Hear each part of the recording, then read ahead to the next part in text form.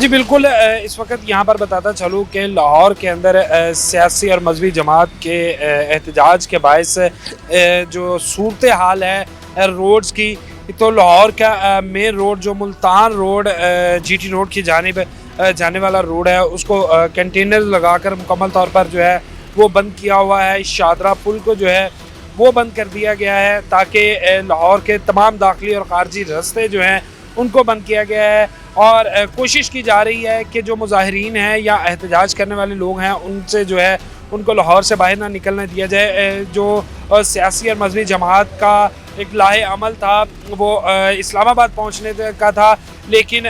گزشتہ 2 روز سے یہ سلسلہ جو ہے وہ جاری ہے، اور پولیس اور مظاہرین کے درمیان جھڑپیں بھی دیکھنے میں آئی، جس میں پولیس اہلکار جو ہے وہ شدید زخمی بھی ہوئے۔ یہاں پر بتاتا چلوں کہ کنٹینرز کے باعث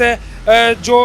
لاہور کے شہری ہیں یا لاہور سے باہر سے آنے والے شہری ہیں، راستے بند ہونے کی وجہ سے ان کو کافی مشکلات کا سامنا کرنا پڑ رہا ہے۔ اس کے ساتھ ساتھ اورنج لائن ٹرین اور میٹرو بس سروس جو ہے شادرہ سے گجومتا اور ٹھوکر نیاز بیگ سے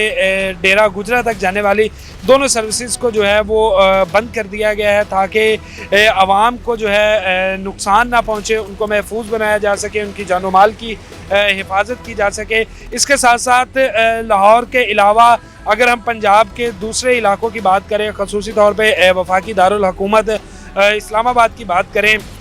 تو دفعہ 144 کا نفاذ جو ہے وہ تینوں جگہوں لاہور بلکہ پورے پنجاب کے اندر یہ کہنا بہتر ہوگا کہ نفاذ ہے اور جلسے جلوسوں پر پابندی ہے، لیکن ابھی تک جو ہے وہ معاملات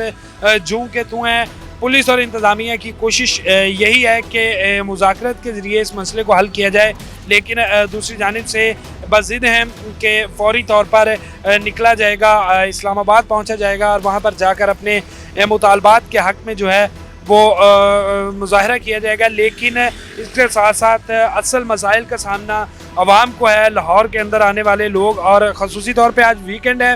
اور ویکنڈ کے موقع پر لاہور سے باہر جانے والے شہریوں کو، پردیسیوں کو جو ہے وہ ٹرانسپورٹ بند ہونے کی وجہ سے، راستے بند ہونے کی وجہ سے کافی مشکلات کا سامنا کرنا پڑ رہا ہے۔ جی